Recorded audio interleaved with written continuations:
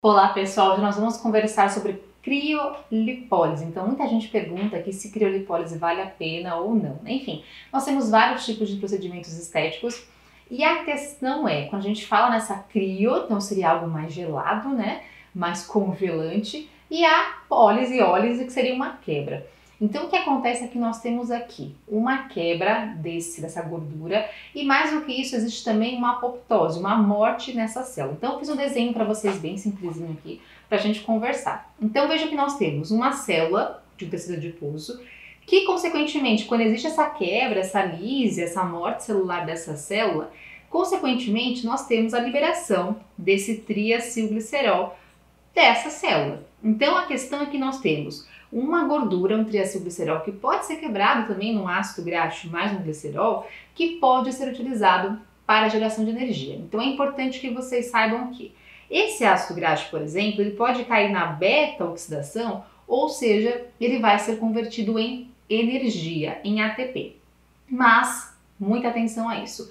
Esse ácido graxo vai ser convertido, em ATP quando existe um déficit calórico. Então, independente se eu tive uma morte celular ou não, nós precisamos ter um déficit calórico.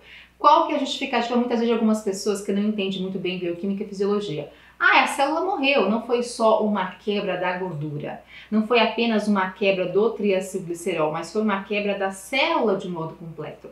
Então, isso já teria uma eliminação da gordura. Não.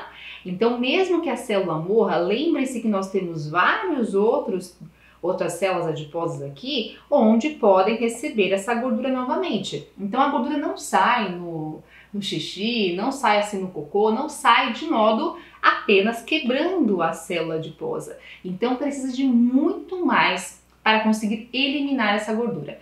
Como que a gente elimina? Esse ácido graxo vai ser convertido então na beta-oxidação na forma de ATP, onde a sua célula pode utilizar o ATP, suas células utilizam o ATP para a formação de energia, para ter energia importante disponível para essas células. E além disso, essa gordura completamente eliminada então na forma de CO2. Você respira, né? Vai eliminar esse CO2 por conta da respiração celular, onde esse ATP, enfim, vai ser importantíssimo para várias funções, mas o final dessa via é a formação de CO2. Qual que é o ponto também? Muita gente que acaba trabalhando, né, com criolipólise faz o seguinte: existe uma drenagem linfática associada com esse processo. O que é bem interessante, né? A drenagem linfática serve para várias outras questões importantes, e aí a justificativa é que você consiga eliminar essa gordura na linfa para que isso auxilie e melhore a eliminação via fezes. Mas na verdade, assim, nós não temos uma grande eliminação por essa via. Eu até cheguei a buscar alguns artigos científicos falando mais de criolipólise e nenhum de fato cita essa via de modo muito concreto. Então a questão é, se você está fazendo uma criolipólise, de repente para reduzir gordura corporal, pode ser um ponto interessante que você vai quebrar a gordura, quebrar a célula adiposa? Até pode, mas desde que você faça um déficit calórico. Como que eu faço um déficit calórico? Dieta, consumindo menos do que você consome. Então, que você tenha vários tipos de estratégias nutricionais para que você reduza o consumo de calorias e ou também fazer exercício. Então, quando a gente tem um gasto maior do que a gente consome, existe então uma mobilização da gordura. Lembrando que quando você faz déficit calórico, independente se é menos consumo alimentar ou mais exercício, você já faz naturalmente um processo de lise, de quebra do seu adiposo, da sua gordura que está dentro do adiposo. Então você já faz isso naturalmente, ou seja, não seria necessário uma criolipólise. Mas vamos lá, vamos pensar. Se de repente você faz um déficit calórico, já faz dieta, já faz exercício, tudo muito bem, e aí você tem aquela gordurinha localizada que não sai de jeito nenhum. De repente, se você puder fazer uma criolipólise, pode ser uma opção, porque você consegue quebrar aquela gordurinha localizada. É mais fácil você conseguir assim. Mas lembrando que não tem milagre, não tem como você reduzir a gordura corporal sem ter o déficit calórico. E muita atenção a isso. Se por um acaso você fez a criolipólise ou outros procedimentos estéticos semelhantes a isso, né, que quebram a gordura, que quebram o adiposo, o que acontece? Lembra que o ácido graxo, ele ficou aqui disponível na circulação. E esse ácido graxo disponível, se ele não for utilizado, se ele não for mobilizado, se você não fizer o déficit calórico, ele pode ir além para outras gorduras, para outros tipos de células adiposas, mas ir além. Ele pode ir para alguns tecidos ectópicos, tecidos como o fígado, como o pâncreas, se acumular em vasos. Então, muita cautela com isso. Não é à toa que quando você vai numa clínica de estética, eles até te dão lá um laudo bonitinho. Olha, paciente, você tem algum tipo de alteração lipídica no plasma? Você tem colesterol alto, triglicérides alto? Ah, então talvez você não possa fazer esse procedimento. Porque a chance de você conseguir acumular essa gordura em outros locais, caso não tenha déficit calórico, é maior. Então, muita atenção a isso também. É um procedimento que pode ser feito, mas sempre é obrigatório ter um déficit calórico junto.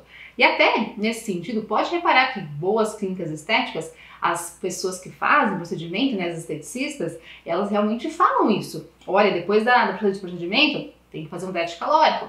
Vai fazer uma corrida, vai fazer uma dieta, porque é importante, porque senão a gordura volta. E aí é interessante falar, tem até alguns trabalhos científicos que dizem pra gente, não é algo assim com uma mega evidência científica, mas alguns trabalhos mostram que pode ter um efeito adverso da criolipólise, ou seja, em alguns indivíduos pode existir maior chance a hiperplasia, ou seja, hiperplasia do adiposo, aumento no número de células adiposas. Não se sabe muito bem por que isso acontece ainda, a fisiopatologia ainda está um pouco desconhecida, mas a princípio parece que esse processo de de criolipólise, de congelamento, pode ativar algumas outras células adiposas que aumenta esse número de células. Então lembrando que hipertrofia é aumento do tamanho da célula, do adiposo no caso, né? E hiperplasia é aumento no número de células. E para algumas pessoas isso pode aumentar adiposo, o tecido adiposo, a célula adiposa, em outros territórios e, nesse sentido, causar uma certa modificação do padrão de gordura corporal do indivíduo. Então, isso pode levar a algum acúmulo em alguma regiãozinha que a pessoa não tinha anteriormente. Isso é pouco relatado, não é algo frequente, isso é importante. E lembrando também, quando você pega artigos científicos de criolipólise, mostra-se que ela apresenta poucos efeitos adversos. E efeitos adversos muito brandos, como por exemplo o hematoma, né, que acontece, enfim, entre outros fatores mais simples. Então é um procedimento, caso você tenha níveis plasmáticos de gorduras adequados, é um procedimento que pode ser feito, mas não espere milagre caso você não fizer um déficit calórico. Então não tem essa que a criolipólise vai sair toda a gordura no cocô, que vai sair tudo no xixi, é bobagem, isso não existe. Então muita atenção a esse ponto. É fundamental que exista um déficit calórico associado. Então quando você entende bem a bioquímica, a fisiologia, você consegue definir qual procedimento para cada paciente pode ser interessante. E você, conta pra mim. Já fez criolipólise? Teve resultado? Conta mais. Beijo e até a próxima.